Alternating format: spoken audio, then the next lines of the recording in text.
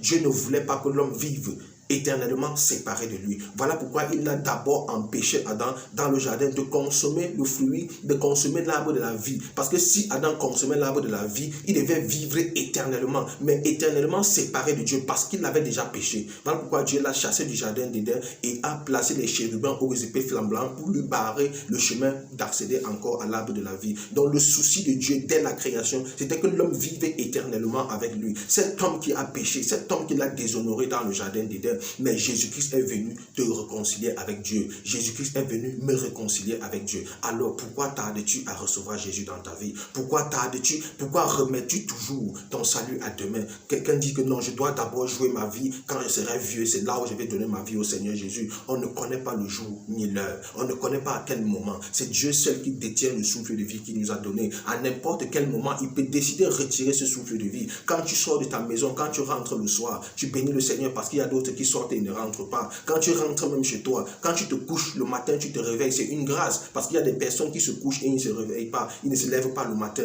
Donc si Dieu t'a accordé la grâce d'écouter ce message, d'entendre sa voix au travers de ma bouche, ça veut dire que Dieu t'interpelle encore une fois de plus à revenir vers lui, à te réconcilier avec lui, à faire la paix avec lui. Parce que quand tu fais la paix avec le Seigneur, tu as la vie. Parce que la Bible nous dit que celui qui a le Fils a la vie. Si tu reçois le Fils, tu auras la vie. Alléluia.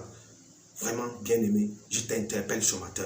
Je t'exhorte au travers de ce message afin de retourner vers le Seigneur, afin de faire la paix avec le Seigneur. Toi qui n'as pas encore reçu le Seigneur Jésus, toi qui n'as pas encore accepté Jésus-Christ dans ta vie, toi qui n'es pas encore né de nouveau, je t'interpelle ce matin. Le Seigneur t'interpelle ce matin par ce message. Accepte Jésus dans ta vie. Réconcilie-toi avec le Père. Reconsidère encore tes voies. Et là, tu seras sauvé. Là, tu vas recevoir la vie. Tu vas recevoir cette vie-là, cette vie avec le Seigneur, cette vie de communion avec le Seigneur, cette vie d'intimité avec le Seigneur. Parce que quelqu'un qui n'a pas le Fils de Dieu, quelqu'un qui n'a pas encore reçu Jésus-Christ dans sa vie, même si tu es physiquement vivant, je vais te dire, spirituellement, tu es mort. Parce que Dieu dit à Adam dans le jardin, le jour où tu mangeras de ce fruit, tu vas mourir. Mais tu vas te rendre compte que Adam a mangé le fruit, mais il a encore vécu des centaines d'années sur la terre. De quel mort Dieu parlait là-bas?